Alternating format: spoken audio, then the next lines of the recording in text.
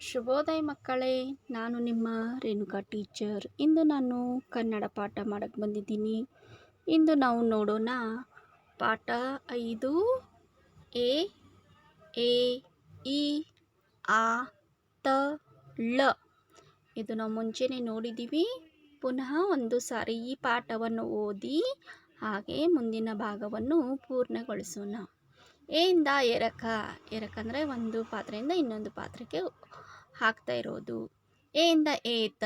ಏತ ನೋಡಿ, ರೈತ ಏನು ಮಾಡ್ತಾನೆ, ನೀರು ಮೇಲಕ್ಕೆ ಎತ್ತಿ ಹೊಲಗದ್ದೆಗಳಿಗೆ ಹಾಕ್ತಾ ಇದ್ದಾನೆ. ಈ ಇಂದ ಈನ. ಈನ ಅಂದರೆ ಯಾರು? ಸೂರ್ಯ. ಆ ಇಂದ ಆಲ. ಆಲದ ಮರ. ತ ಇಂದ ತಬಲ, ಬಾರಿಸುವಂಥ ವಾದ್ಯ. ನ ಇಂದ ನಳ. ಅದೇ ಥರ ಈ ಪದಗಳನ್ನು ಸ್ಪಷ್ಟವಾಗಿ ಉಚ್ಚರಿಸಲು ಹೇಳಿ. ಎರಕ, ಎಡಬಲ, ಏತ, ಏಕದಳ, ಈನ, ಆಳ, ಆತ, ಆಲ, ಆಗಸ, ತಬಲ, ತವಕ, ತನಯ, ನಳ, ಸಳ, ಕಳಸ, ಬಳಪ. ನೀವು ಕೂಡ ಈ ಪದವನ್ನು ಈ ಥರನೇ ಸ್ಪಷ್ಟವಾಗಿ ಓದಿ. ಮುಂದೆ ನೋಡಿ, ಹೊಂದಿಸಿ ಬರಿಬೇಕು. ಏನು? ಆಯಾ ಪಟ್ಟಿಯಿಂದ ಆ ಪಟ್ಟಿಯನ್ನು ಹೊಂದಿಸಿ ಬರೆದು ಆ ಪದಗಳನ್ನು ಅದರ ಮುಂದೆ ಬರಬೇಕು. ಆಲ. ಆಲ ಅಂದ್ರೇನು? ಆಲದ ಮರ. ತಬಲ. ತಬಲ ಏನು? ಬಾರಿಸುವಂಥ ವಾದ್ಯ. ನಳ. ನಳ ನೀರು ಬರುವ ನಲ್ಲಿ. ಎರಕ, ಒಂದು ಪಾತ್ರೆಯಿಂದ ಇನ್ನೊಂದು ಪಾತ್ರಕ್ಕೆ ಹಾಕುವುದು ಎರಕ. ಏತ, ರೈತ ಏನು ಮಾಡ್ತಾ ಇದ್ದಾನೆ, ನೀರು ಮೇಲೆ ಎತ್ತುತ್ತಾ ಇದ್ದಾನೆ, ಏತ. ಈನ. ಈನ ಅಂದ್ರೇನು? ಸೂರ್ಯ. ಈ ಪದಗಳನ್ನು ನೀವು ಸರಿಯಾಗಿ ಬರೆಯಬೇಕು. ಮುಂದೆ ಪಾಠ 6 ಓ ಔ ಹ ಶ ಶೆ. ಓ ಇಂದ ಓಟ. ಮಕ್ಕಳು ಓಡುತ್ತಿದ್ದಾರೆ. ಔ ಇಂದ ಔಡಲ. ಔಡಲ ಮರ. ಹ ಇಂದ ಹಯ. ಹಯ ಅಂದರೆ ಕುದುರೆ. ಶ ಇಂದ ಶರ. ಶರ. ಶ.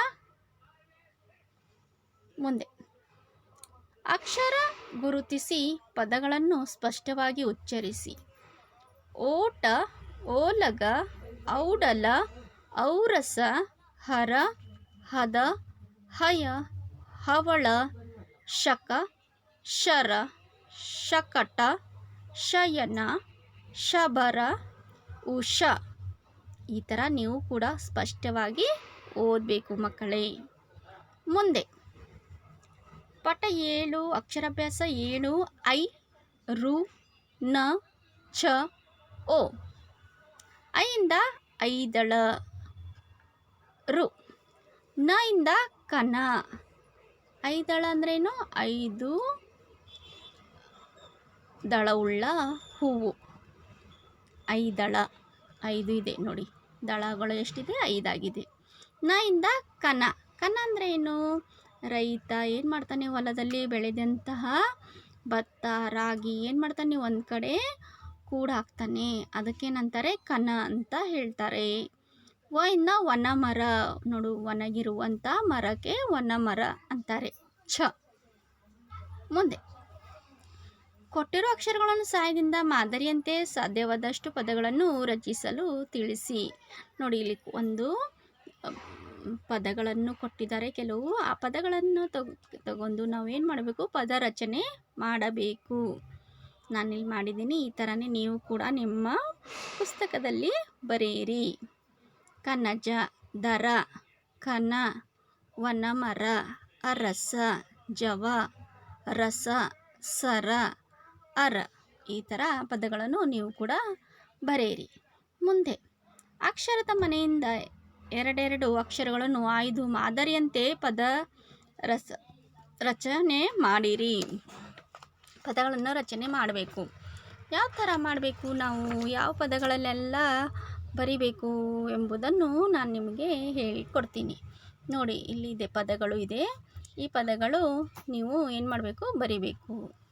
ಅಕ್ಷರವನ್ನು ಬಳಸಿ ಪದ ರಚನೆ ಮಾಡಿ. ನಾವು ಗಜ, ಜನ, ನರ, ರಜ, ಜಪ, ಪಟ, ಆ ಥರನೇ ಸರ, ರಸ, ದನ, ಮುಂದೆ ಅರಸ, ಈನ,